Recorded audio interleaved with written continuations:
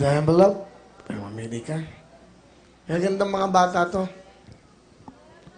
Sayang. Pakibasa ha? Huy! Sabi mo. Sorry. Usong-uso sa ibang bansa at marami ring celebrities dito sa Pilipinas ang naniniwala sa Purity Pledge. Yung walang mangyayari sa dalawang magkasintahan hanggang sa wedding night. Sa iyong palagay, bakit kaya ito nauso ngayon sa panahong makabago? Ano ang inyong opinion dito? Salamat. Unang-unang sa lahat, ang opinion ko dito, as a Christian, naniniwala ako na dapat munang ikasal ka sa taong mahal mo bago may mangyari sa inyo. And talking about Purity Pledge, kailangan kasi, kung mahal ka talaga ng taong mahal mo, handa ka niyang hintayin, kumbaga, willing to wait siya na maghintay sa'yo. Dahil lahat yon biblical based na talagang, sobrang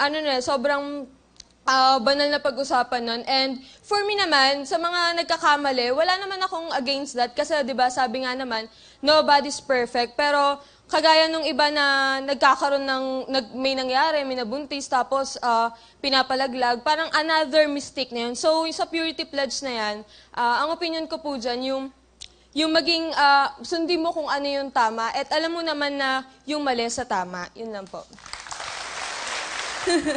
Hindi, para. Ilan taon ka na? 17. Bata pa to. Apo lang kita. Tama na yan. Sa tayo mapunta ako kayo.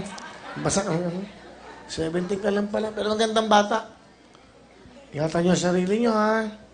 Swerte na magiging boyfriend nyo. Sige. Uso ngayon yung idea na pantay ang lalaki at babae pagdating sa mga date. Kung si lalaki ang nagbayad sa date ngayon, dapat si babae ang magbayad sa susunod. Agree ka ba dito? O mas gusto mo yung makalumang paniniwala na dapat si lalaki ang laging nagbabayad ng date?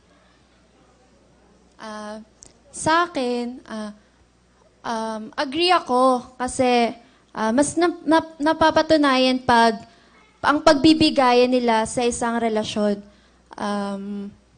Dahil hindi lang naman kailangan na laging si lalaki yung manlibre. Kailangan mapakita din na babae na kaya niyang manlibre ng mahal niya. Kaya niyang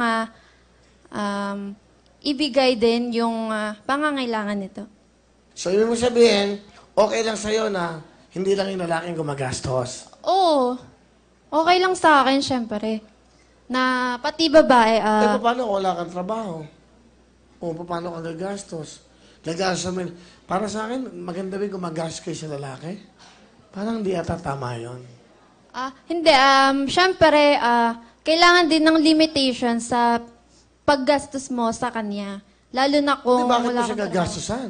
So, tama yun.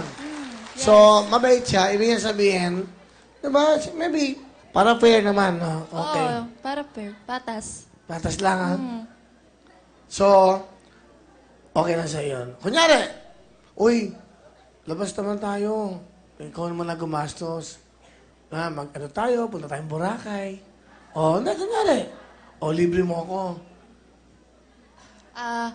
Okay lang. Basta may panlibre ako, syempre. Pero pag wala, kakausapin ko siya na next time na lang pag may panlibre na ako sa'yo. Para, syempre, mapagbigyan ko yung kailangan niya. Alright. Thank you very much. Mia Natalia Marquez. Pagmula po sa Lucena. Isa na lang itong talong. Bahala ka na. Dagdagin nyo.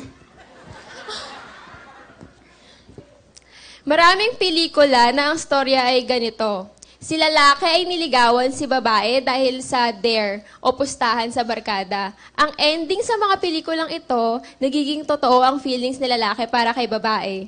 At na nagkatuluyan sila, sa iyong opinyon, pwede mo bang mahalin ang isang lalaki na nagsimula ang panliligaw sa isang pustahan? Uy, sumugal sa pag-ibig. Go. Sa akin, hindi ko matatanggap yung ganong klase. Kasi una pa lang, mali na yung ginawa niya sa akin, di ba? Paano ko masisigurado na totoo yung feelings niya para sa akin? Kasi sa akin, ayoko sa lahat yung niloloko ako. Once na ako naloko, ayoko na maloko ulit. Yun yung para sa akin. Kasi hindi magiging isang pag-ibig, hindi mo masasabing pag-ibig to kung mali na yung ginawa mo sa una pa lang. Galing. Gagaling sumagot ng mga candidates, mga contestant. Ang gagaling sumagot lahat. Magmula ng mga unang sumali. Gagaling nyo, ha? Tama Salamat, yun. Will. So, kumbaga, hindi ka pang pustahan.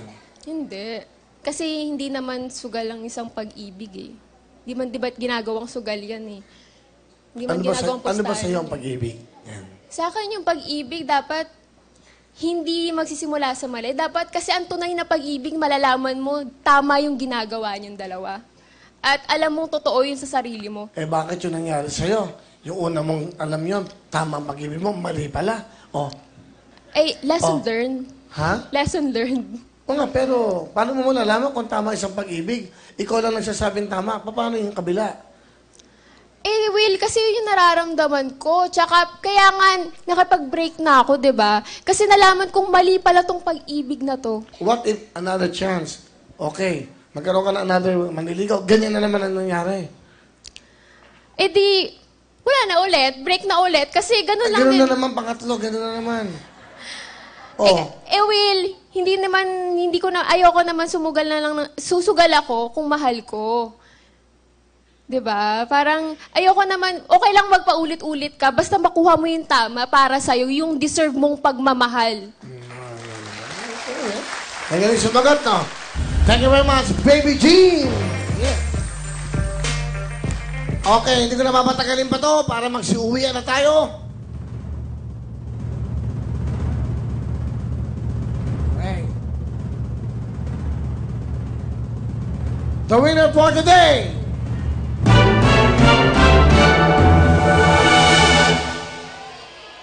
sino gusto nyo? 1, 2, or 3? The winner for today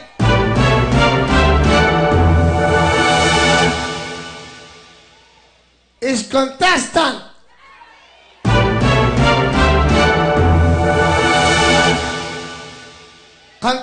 number